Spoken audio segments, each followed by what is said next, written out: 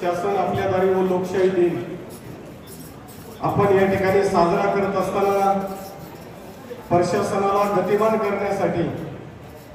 आणि गती देण्यासाठी खऱ्या अर्थानं सर्वसामान्य नागरिकांचे असलेले प्रश्न सोडवण्यासाठी गेल्या अनेक वर्षापासून आपण पाहतोय की कुठेतरी सर्वसामान्य माणसांच्या मनामध्ये प्रशासनाविषयी कुठेतरी एक शंका निर्माण केली जाते, कुठेतरी त्यांच्या मनामध्ये एक भीतीचं वातावरण असतं की बऱ्याच वेळा प्रशासनाकडे जाऊन सुद्धा आमची कामं होत नाही किंवा अधिकाऱ्यांच्या संबंधित भेटी होत नाही किंवा वेगवेगळे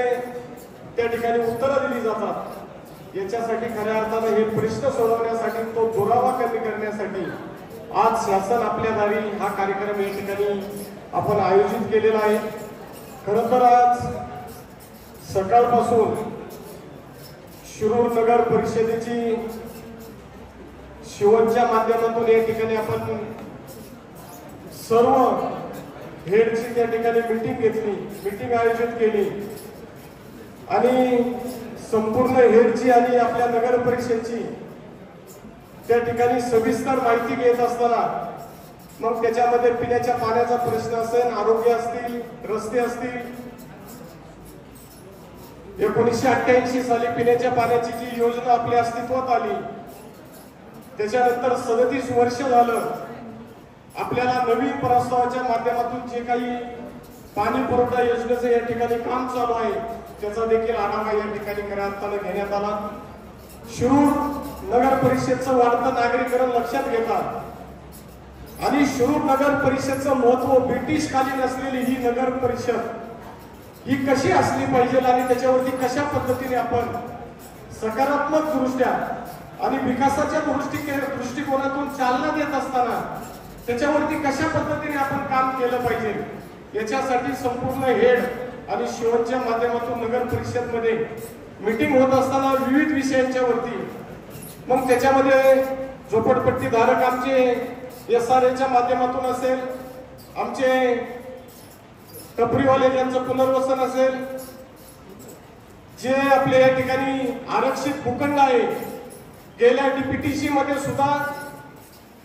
स्टेडियमच्या संदर्भामध्ये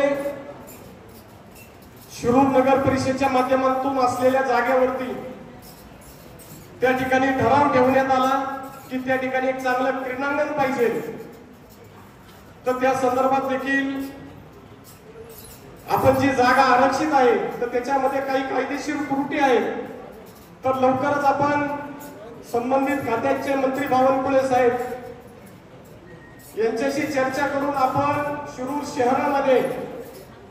भव्य असं स्टेडियमच्या उभारणीचा मनोदय देखील आपण आता पुढे घेतलेला आहे।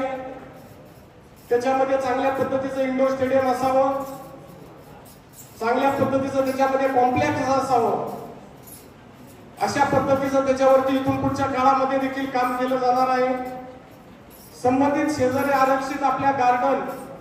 त्याच्यावरती देखील चांगल्या पद्धतीचं काम आपण लवकरच नगर विकास खात्याच्या माध्यमातून आणि राज्य सरकारच्या माध्यमातून त्याच्यावरती देखील आपल्या नागरिकांना एक चांगलं ग्राउंड गार्डनच्या माध्यमातून मिळेल अशी व्यवस्था देखील करण्याचा या ठिकाणी आमचा सर्वांचा प्रयत्न आहे। शाळेच्या संदर्भामध्ये जी काही महानगरपालिकेची या ठिकाणी शिक्षण संस्था आहे त्या संदर्भामध्ये देखील अधिकचा निधी देऊन शिक्षण संस्थेला देखील एक चांगल्या पद्धतीचं त्या ठिकाणी खोल्यांच्या माध्यमातून असेल, संगणकाच्या माध्यमातून असेल, एक चांगल्या पद्धतीचं स्टँडर्ड देण्याचा इथून पुढच्या काळामध्ये सुद्धा आमच्या सर्वांचा या ठिकाणी खऱ्या अर्थानं प्रयत्न असेल। जे प्रवेशद्वार आहे आपलं नगर परिषदचं त्याच्यावरती देखील कमानीपासून तर रस्त्याचा जो खड्डे पडलेले आहेत किंवा रस्त्याचे जे आपल्याला या ठिकाणी रुंदीकरण राहिलेलं आहे त्या संदर्भात देखील सुशोभीकरण करून चांगले फुटपाथ असावेत, जे आपल्या स्ट्रीट लाईट आहेत ज्याच्यामध्ये लाईट फार कमी व्होल्टेजने येते, ज्याच्यामध्ये 7 वर्षापूर्वी एका कंपनीला टेंडर दिलं होतं परंतु त्या कंपनीने 1 ते 1.5-2 वर्ष झालं त्याच्यावरती कुठल्याही प्रकारचं त्या ठिकाणी काम केलेलं नाही। तर त्या संदर्भात देखील आम्ही राज्य शासनाच्या MSCBच्या माध्यमातून देखील लवकर चांगल्या पद्धतीचा निर्णय घेणार आहोत। चांगले रस्ते, चांगलं त्या ठिकाणी झाडं लावण्याचं देखील काम आपण त्या ठिकाणी येणाऱ्या काळामध्ये घेणार आहोत। एसटीपी प्लॅन्ट असेल, अशा ज्या काही आपल्याला शिरूर शहराच्या माध्यमातून, शिरूर नगर परिषद ही ब्रिटिशकालीन नगर परिषद असल्यामुळं तर त्या पद्धतीचं शोभेल अशा पद्धतीच्या कामांचा या ठिकाणी आज सकाळपासून आम्ही त्या पद्धतीचा आराखडा सगळा प्रस्ताव काही तयार करायला लावलेले आहे। प्रशासनाला देखील सर्वसामान्य नागरिकांचे प्रश्न सोडवावे की जेणेकरून स्थानिक स्वराज्य संस्थेच्या निवडणुका न झाल्यामुळं,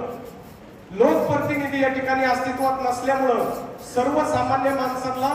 प्रशासनाकडे कामे घेऊन जावे लागतात आणि त्याच्यामुळं प्रशासनाने कुठल्याही प्रकारची उडवाउडवीची उत्तरं न देता ते काम त्वरितपणे आणि सुलभपणे कशा पद्धतीने मार्गी लागल याच्यासाठी देखील संबंधित अधिकाऱ्याला, मग त्याच्यामध्ये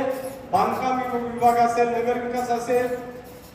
कचऱ्याच्या व्यवस्थापन समितीच्या संदर्भामध्ये असेल, ड्रेनेजच्या संदर्भामध्ये असतील, अशा विविध विषयांच्या संदर्भामध्ये प्रशासनाला गतिमान करण्यासाठी तशा पद्धतीच्या सूचना आज सकाळी नगर परिषद या ठिकाणी संबंधित अधिकाऱ्यांना देण्यात आलेल्या आहेत। इथून पुढच्या काळामध्ये सुद्धा शिरूर शहराला एक चांगलं शहराचं नाव ओलांकित कसं होईल याच्यासाठी सुद्धा आमचे इन्फ्रास्ट्रक्चर, स्थानिक प्रश्न पहिला आपण त्या ठिकाणी हातात घेणार आहोत, ज्याच्यामध्ये ड्रेनेज, रस्ते, पाणी, गार्डन, स्टेडियम, एक चांगलं ऑडिटोरियम असावं आपल्याकडं, अशा पद्धतीचा देखील प्रस्ताव आपण राज्य शासनाकडे देण्याचा आपला त्या ठिकाणी प्रयत्न आहे। पोलीस स्टेशनच्या संदर्भात देखील, वसाहतीच्या संदर्भात देखील आपण त्या ठिकाणी निधीची मागणी केलेली आहे। लवकरच आपल्या या ठिकाणी कोर्टच्या संदर्भातलं देखील काम चालू आहे, प्रगतीपथावर आहे, त्या संदर्भात देखील सातत्याने आम्ही आढावा घेत असतो। तर अशा पद्धतीने येणाऱ्या काळामध्ये नागरिकरण लक्षात घेता सर्वसामान्य माणसाची कामं या ठिकाणी झाली पाहिजे, त्यांना हेलपाटे मारावे नाही लागले पाहिजे। आज आपण जर पाहिलं तर आज आपण शासन आपल्याद्वारे हा कार्यक्रम आपण या ठिकाणी आयोजित केलेला आहे आणि अशा प्रकारचे कार्यक्रम येणाऱ्या काळामध्ये प्रत्येक जिल्हा परिषद गटात आपण त्या ठिकाणी सातत्याने घेणार आहोत। हे या ठिकाणी नागरिकांना मी आपल्या सर्वांना आश्वासित करू इच्छितो की जे जे छोटे छोटे प्रश्न असतील, जे लगेच मिटणारे असतील, तर माझ्या अधिकाऱ्यांना या ठिकाणी सांगणं आहे की आपण शक्यतो जेवढी होता येईल तेवढी प्रकरणं या ठिकाणी आपण निकाली काढावी, त्यांचे प्रश्न जे असतील ते सोडवण्यासाठी खऱ्या अर्थानं राज्य शासनाच्या माध्यमातून आपली या ठिकाणी नेमणूक केलेली असती, त्याचं थोडं तरी आपण भान ठेवावं की आपण सर्वसामान्य नागरिकांना त्रास होणार नाही, शेतकऱ्यांना त्रास होणार नाही, याची आपण त्या ठिकाणी सर्वांनी अधिकाऱ्यांनी काळजी घ्यावी। आणि आज या ठिकाणी खऱ्या अर्थानं, कारण की मी पाहतो की दिवसभरात 50% बोलतं याच्यात MSCB, रेव्हेन्यू, तहसील, पाणी, कचरा पडलेला आहे, हे अशा विषयांच्या संदर्भामध्ये जास्त त्या ठिकाणी मोजणीच्या संदर्भामध्ये असतील, ही जर प्रकरणं जर आपण त्या ठिकाणी जर निकाली जर काढली, पाण्याचे रस्ते असतील, जे जे होण्यासारखे आहेत, आता DPTC मध्ये सुद्धा माननीय उपमुख्यमंत्री अजितदादांच्या माध्यमातून झालेल्या DPTC मध्ये सुद्धा पाण्याच्या रस्त्यामध्ये अग्रेसिव्ह भूमिका दादांनी त्या ठिकाणी मांडली की पाण्याचे रस्ते हे झालेच पाहिजे। तर त्या संदर्भामध्ये सुद्धा रेव्हेन्यू असेल किंवा संबंधित खात्यांना त्या पद्धतीच्या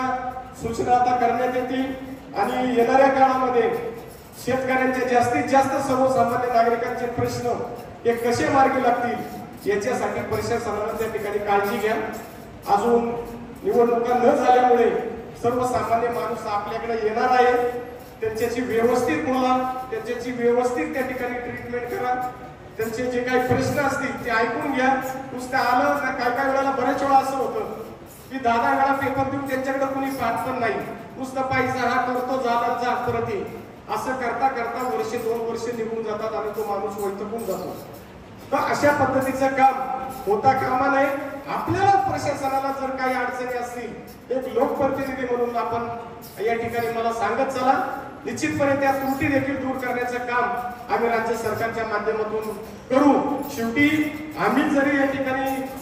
लोकप्रतिनिधी म्हणून, सेवक म्हणून काम करत असलो तरी आपली देखील तेवढीच या ठिकाणी प्रशासनाची जबाबदारी आहे की सर्वसामान्य नागरिकांचे प्रश्न सोडून ते प्रशासन गतिमान झालं पाहिजे। याच्यासाठी आपण सर्वांनी त्या ठिकाणी थोडी सर्व अधिकाऱ्यांनी काळजी घ्या. मी आपला अधिकचा वेळ काही घेणार नाही, परंतु आज आपण या शासन आपल्या दारी लोकशाही दिन हा कार्यक्रम आपण असं नाही की आता आमदार झाला म्हणून आमदार नवीन जोश मध्ये म्हणून घेतलाय असं काय मनात आणू नका.